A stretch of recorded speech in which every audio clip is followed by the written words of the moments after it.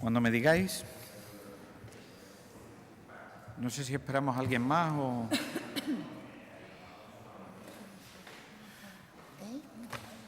¿Cómo lo...?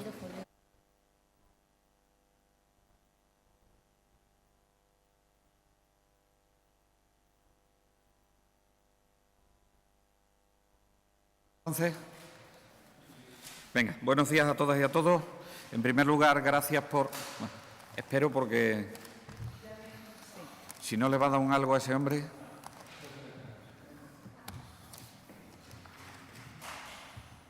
Tranquilo, ¿eh? Aquí hay tiempo para todo.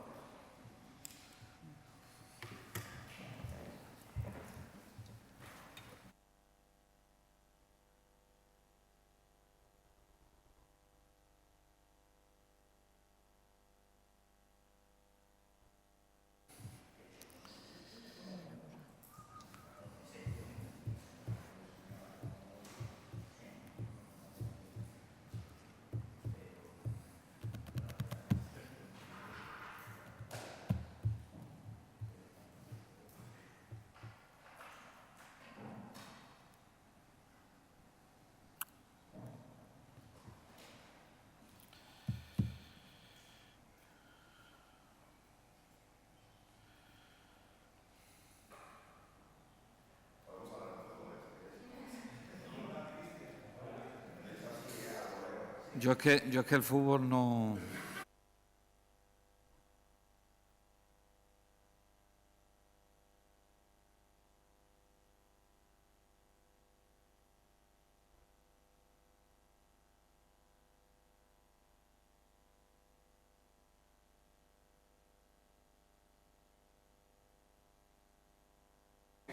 Bueno, gracias por acudir a la convocatoria de la Consejería de Sanidad y Políticas Sociales de la Junta de Extremadura. Me acompañan la Secretaria General de Arquitectura, Vivienda y Políticas de Consumo y la directora del INCOES.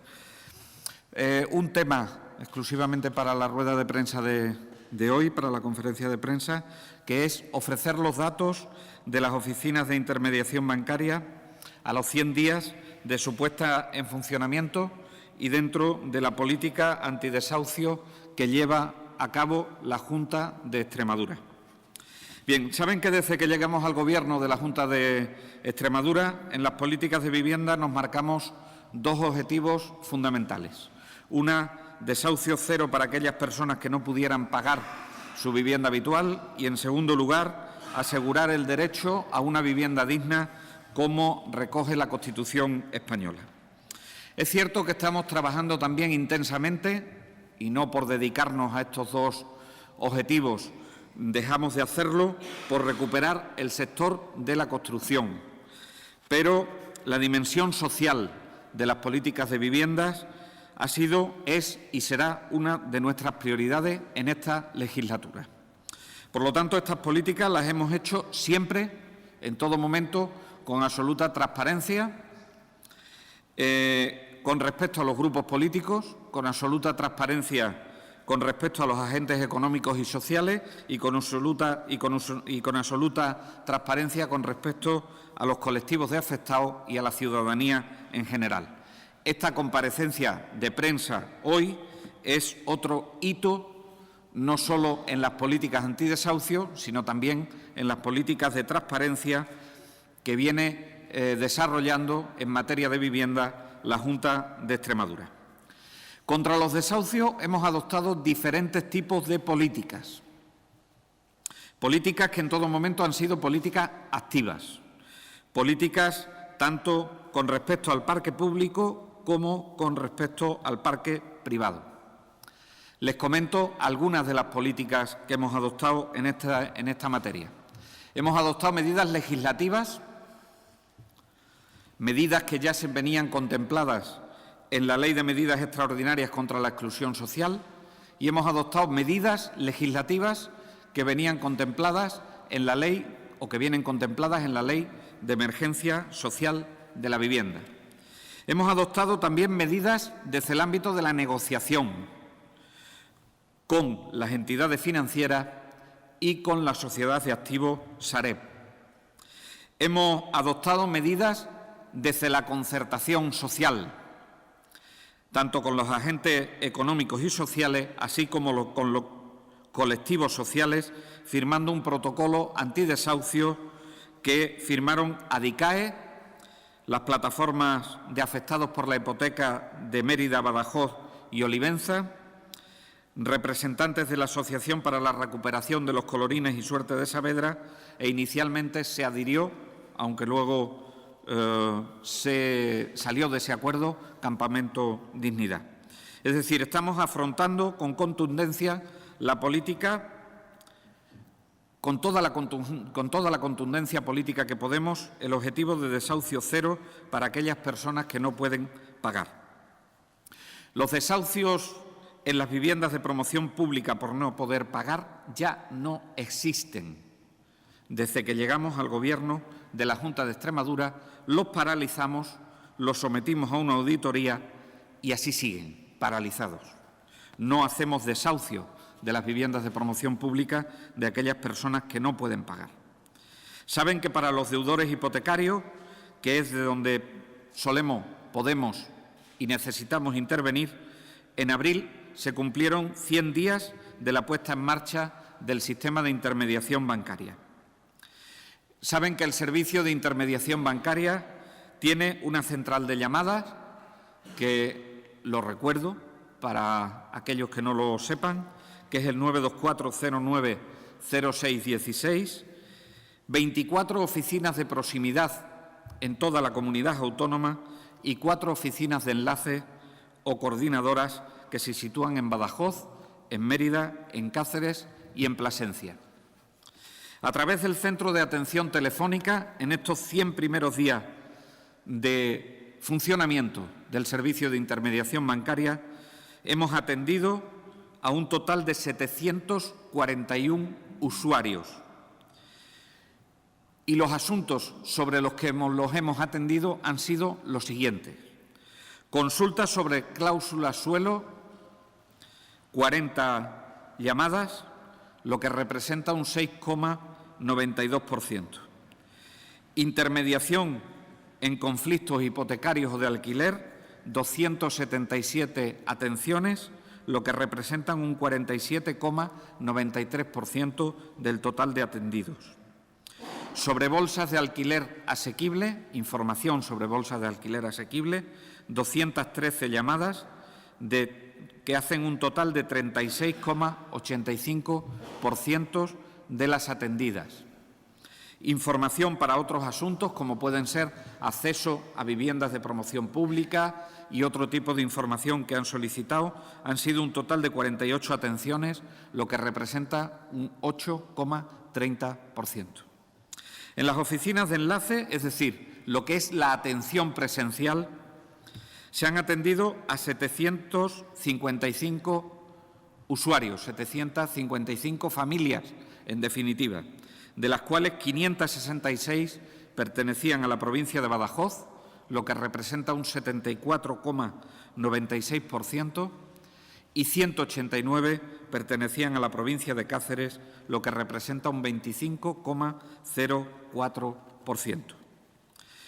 Estas gestiones de los 755 expedientes presenciales han llevado a que las oficinas de intermediación bancaria hayan realizado un total de 1.566 gestiones, porque cada expediente conlleva varias gestiones para resolver el problema que nos está planteando el ciudadano. Estas gestiones se han centrado sobre las siguientes cuestiones.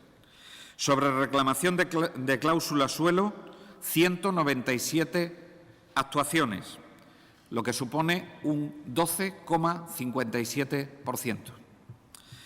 Sobre intermediación en conflictos hipotecarios o de alquiler, ha sido la mayoría, son 998 actuaciones, 998 gestiones, un 63,73% del total. Sobre bolsa de alquiler asequible, 274 atenciones, 17,50%. Información sobre otras materias, ya digo, información sobre acceso a VPP, etcétera, un total de 97 que suponen un 6,20%. Además de la atención telefónica y de la atención presencial, hemos tenido presencia a través de nuestra página web con 5.708 visitas en estos primeros 100 días de 1.426 usuarios diferentes. En Facebook hemos tenido un impacto de 1.835 publicaciones, lo que ha supuesto 353 seguidores de la página específica o del perfil específico público de Facebook y 355 me gusta en esa actividad que hemos desarrollado. Todo esto lo que ha permitido es dar solución a 378 familias que veían, por culpa de no poder pagar la hipoteca, que hayamos resuelto esos expedientes de forma que ninguno de ellos ha terminado con el lanzamiento forzoso de la familia de su vivienda habitual. Por lo tanto, son buenos los resultados de estos primeros 100 días del servicio que hemos puesto en marcha.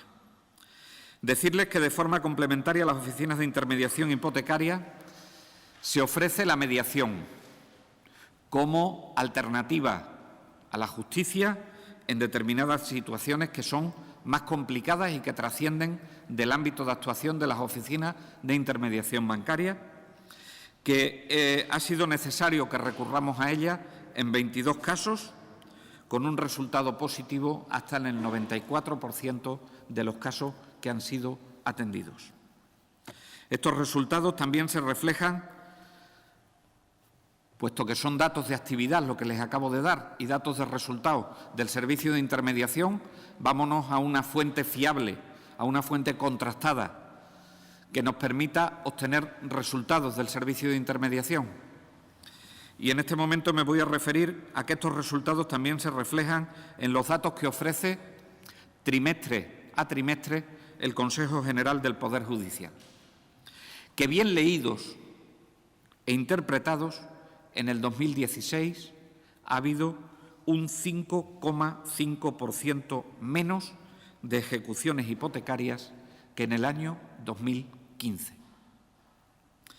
Pero si nos centramos en el cuarto trimestre de 2016, esta caída de ejecuciones hipotecarias llega a ser del 35,7% si lo comparamos con el mismo trimestre del año 2015.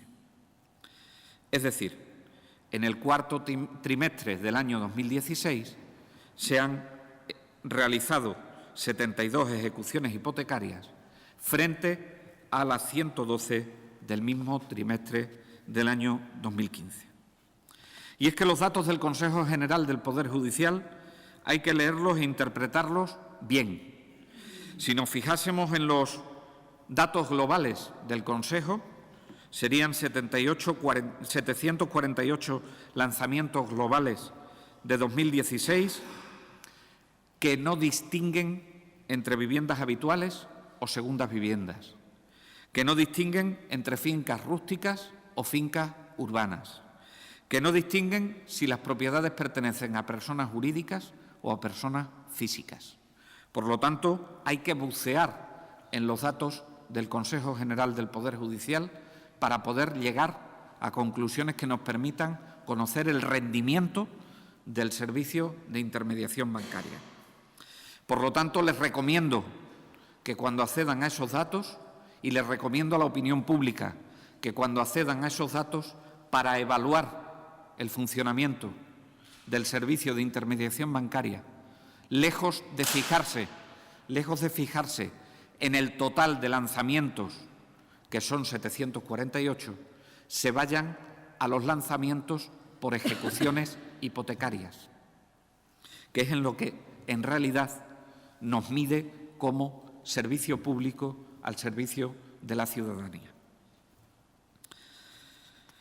Ya que la mayoría de esos 748 lanzamientos son derivados de la Ley de Arrendamientos Urbanos entre particulares, en los que no somos competentes en la mayoría de los casos. Por eso, el dato de lanzamientos como consecuencia de procedimientos de ejecución hipotecaria, de esos 748 son 324, que son datos positivos con respecto a los datos si los comparamos con el 2016.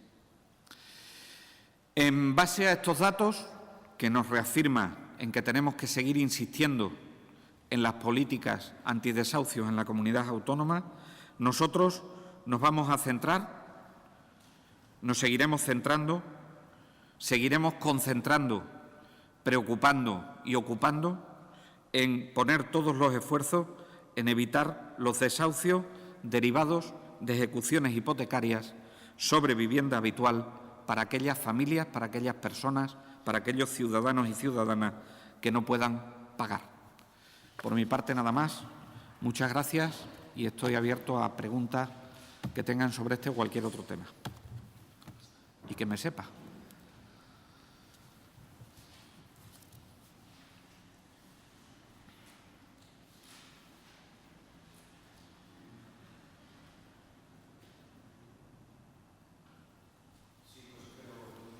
Buenos días. Si me permite una pregunta sobre otro asunto, sí. Es en concreto sobre las denuncias que están haciendo los trabajadores de la cafetería del Hospital de Mérida. Denuncian, cito textualmente, un acoso laboral por parte de la empresa concesionaria, empresa que tiene que renovar ese convenio ahora en noviembre de 2017, y dice que hablan de incumplimientos de contrato, de despidos de gente. Yo no sé si el Servicio Extremeño de Salud o usted como consejero tienen constancia de ello y ¿qué le parece? Pues me parece, como toda la situación que denuncian los trabajadores, que es respetable que lo denuncien. Me parece que el ámbito de denuncia está o en el ámbito social o en el ámbito laboral, puesto que depende de una empresa que es concesionaria, pero que no obstante, igual que hemos hecho con otros trabajadores, nosotros no nos escondemos como Junta de Extremadura, y si esos trabajadores tienen esas reclamaciones, pues que nos hagan llegar las denuncias por la vía oficial, por el cauce oficial, y si hay incumplimientos de contrato, que no tengan ninguna duda los trabajadores que haremos todo lo necesario para resolver el contrato. En esta contrata o en cualquiera de las contratas que tengamos, limpieza, vigilancia, etcétera. Es decir, ninguna duda.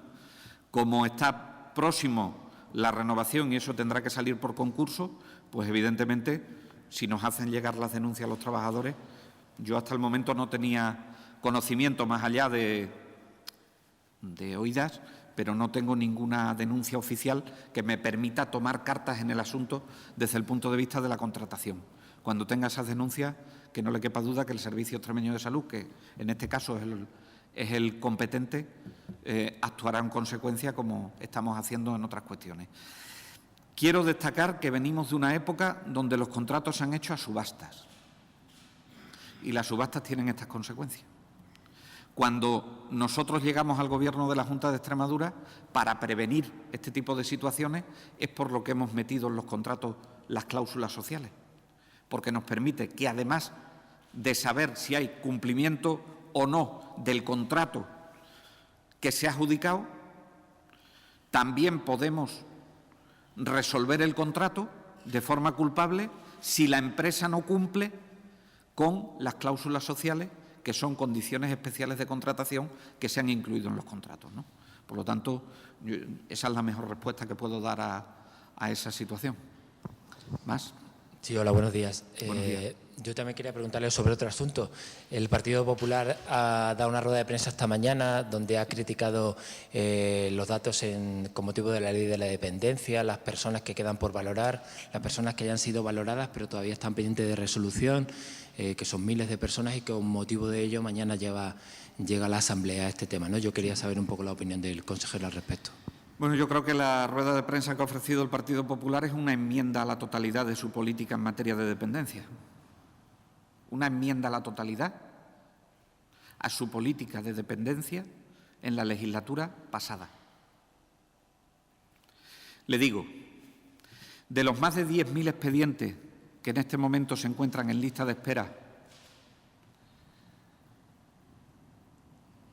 la culpa la tienen los más de 10.000 dependientes de grado moderado, es decir, grado 1, que el Gobierno del Partido Popular, de forma deliberada, a través del Real Decreto Ley 20-2012, retrasó en la incorporación hasta julio del año 2015, que tuvimos que asumirlo nosotros de forma íntegra.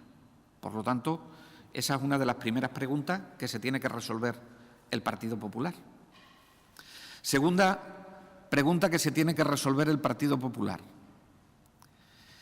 ¿Va a ser capaz de decirle al Gobierno de España que en los presupuestos que se presentan hoy en el Congreso de los Diputados venga una financiación suficiente como para que el Estado contribuya, como dice la Ley 39/2006, 50% el Estado, 50% la comunidad autónoma? ¿O vamos a seguir financiando el 87% la comunidad autónoma y el 13% el Gobierno del Partido Popular en el Gobierno de España? Es otra de las preguntas que se tiene que hacer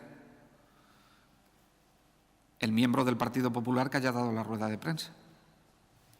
En tercer lugar, de los 6.000 expedientes que están pendientes de pago y que nosotros nos estamos poniendo las pilas para resolverlos, ¿es verdad o no es verdad que ellos fueron los que ampliaron el plazo de resolución, que nosotros lo teníamos en 3 meses, a 6 meses a través del Real Decreto Ley 20-2012? Que se hagan esa pregunta también en el Gobierno del Partido Popular. Con una financiación del 50-50, y si hubiesen hecho los deberes de incorporar a las personas con derecho dependientes grado 1 cuando le tocaban allá por el año 2012, la situación de la Ley de la Dependencia sería distinta. Por cierto, como ya se ha manifestado la Conferencia de Presidentes y, por cierto, como ya nos hemos manifestado las comunidades autónomas el otro día en el Pleno del Consejo Territorial de Servicios Sociales y de Atención a la Dependencia. Y le digo al Partido Popular, bienvenido a bordo. ¿Van a ser capaces de decirle al Gobierno de España que derogue de una vez por todas el Real Decreto Ley 20-2012? Porque con eso se solucionan muchos de los problemas que está denunciando el Partido Popular en su rueda de prensa. ¿O solamente quieren hacer ruido para que quien tiene la culpa, que es el Gobierno de España, quede indemne de una mala gestión del pasado? Y con respecto a los niños, en ningún momento se ha hecho ninguna paralización de ningún expediente de niños de 0 a 6 años. Es totalmente incierto. Se le está dando prioridad absoluta y hay una instrucción administrativa que así lo dice por parte del SEPAZ. Luego, mi recomendación es que se lo hagan mirar, porque las respuestas las tienen ellos mismos. Quizás la propuesta de impulso que mañana va a presentar el Partido Popular en la Asamblea de Extremadura debieran convertirla en una propuesta de pronunciamiento instando al Gobierno de su partido a que derogue el Real Decreto Ley 20-2012. Y probablemente nos irían las cosas bastante mejor recuperando la Ley de la Dependencia del Gobierno de Zapatero. ¿Más? Una cuestión sobre las oficinas de intermediación. Ha hablado de las soluciones que se dan. ¿Qué tipo de soluciones se dan a las familias que acuden?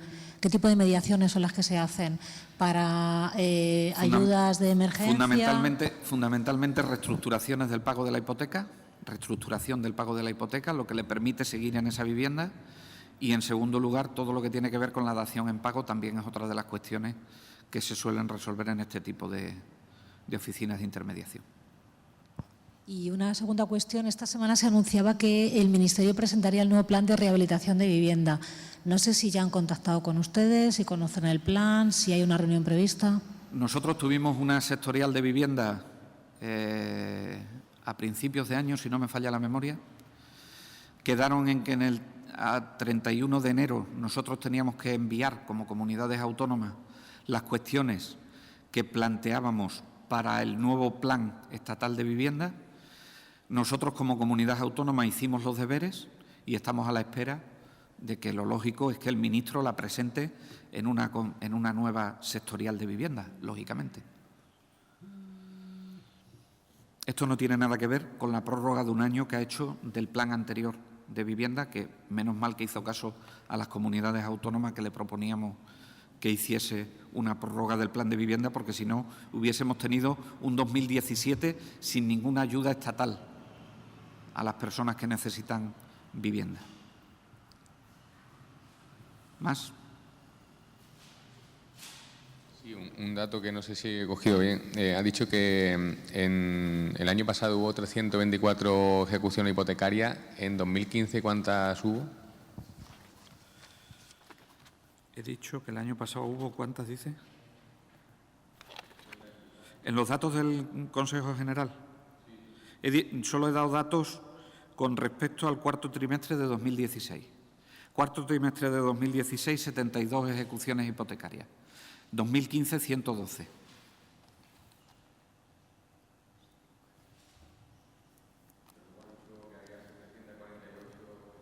Esos son los datos globales, no ejecuciones hipotecarias. Ahí están incluidos también lo que afectan a la Ley de Arrendamiento Urbano.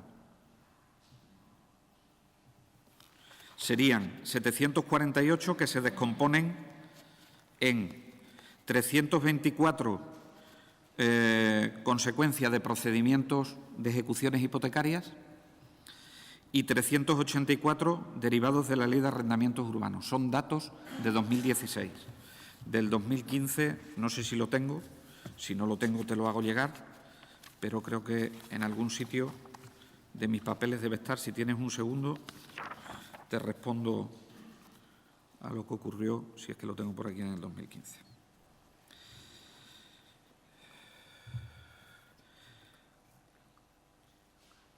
...721 frente a 748. Por eso ese dato, el dato no me vale. El dato no me vale para evaluar el servicio de intermediación, porque nosotros no nos dedicamos a locales comerciales, ni nos dedicamos a garajes, ni nos dedicamos a fincas rústicas, ni nos dedicamos a segundas viviendas. Y en esos datos globales, si solo somos capaces de extraer el dato global de los datos del Consejo General del Poder Judicial, ahí está mezclando todo. Por eso hacía especial énfasis en que siempre que vayamos a acudir a la fuente del Consejo General del Poder Judicial para extraer datos, nos fijemos más en las ejecuciones hipotecarias, que forman parte de ese dato, no son el todo, pero forman parte de ese dato, que en el dato global de ejecuciones hipotecarias. Porque ahí lo mismo es una finca rústica que es un garaje. ¿Vale? Por eso nos sirve para valorar el esfuerzo que estamos haciendo en intermediación bancaria, el dato global.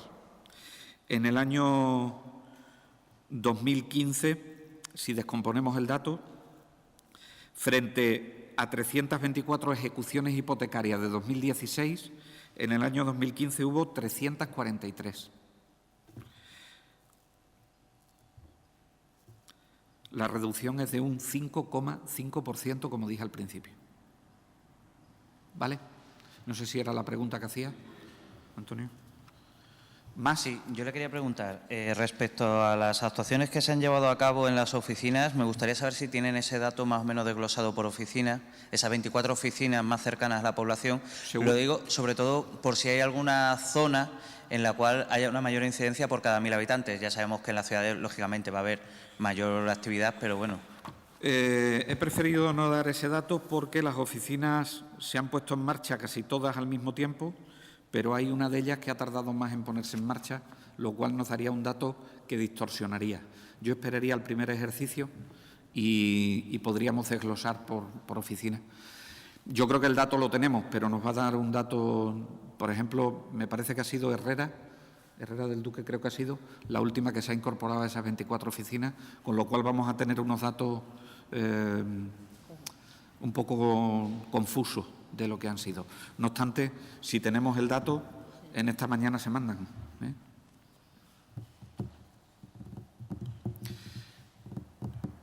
La zona de La Serena es la que más actuaciones tiene. No obstante, si tenemos el dato, te lo mandamos con la cautela esa. ¿Qué puede decir? Coño, en Herrera no hay. No, sí hay. Lo que pasa es que la oficina se ha constituido un poco más tarde por problemas en la selección del personal, que dependía de los colegios de abogados. ¿Más? Muchas gracias a todos.